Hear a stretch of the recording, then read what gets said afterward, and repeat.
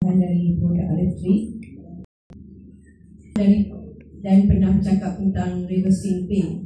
Boleh Dr. jelaskan? Sakit sembuh. Kan dalam format ini dia ada skala energi. Reversing pain ini maksudnya daripada sakit disembuhkan.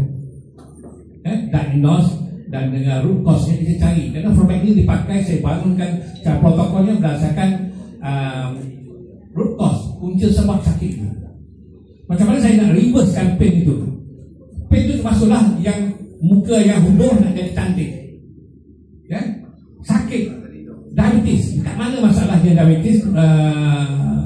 Kenyamanan itu kerana pankreas dia.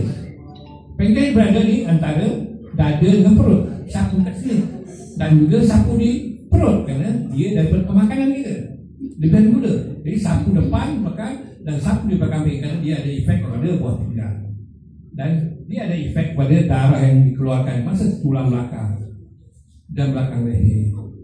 Itu saja. Itu logiknya bagaimana saya membangunkan cara sapuan. Kerana based on anatomi, based on medis, saya bangunkan cara pakai produk herbal kita. Berbalik kepada konsep bisnes, Doktor, after all, apakah potensi masa depan? World product, global product.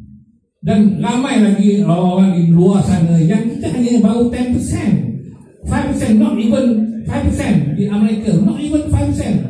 Kan banyak lagi kelompok di Rusia misalnya, di Timur Tengah, tapi dia di Malaysia sendiri pun belum lagi nak kata 50%, belum ada lagi. Di Indonesia belum ada sampai 50%, baru ada dalam 10% market itu. Cuma lagi siapa yang nak turun padang, siapa yang nak serius, siapa yang nak nyanyi cara yang betul. Kerana produk kita terbukti. Produk kita terbukti. Dan yang kedua, produk kita sudah masuk ke 80 buah negara.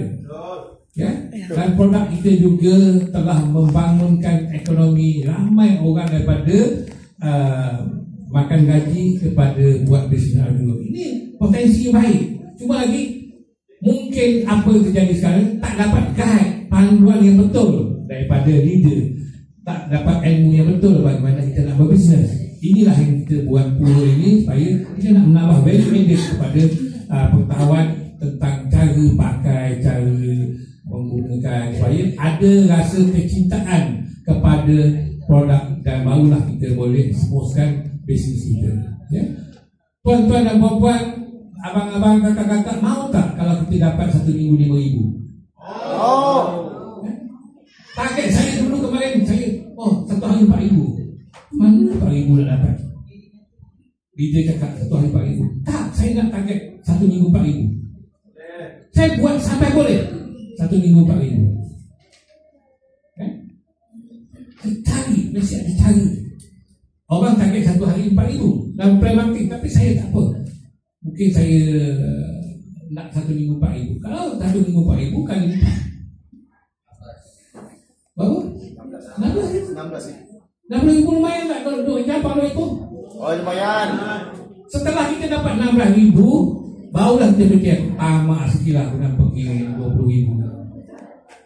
Dan dapat 20,000, aku nak keluarkan Mercedes, aku nak keluarkan benda, barulah kita buat sikit, lebih sikit 20,000.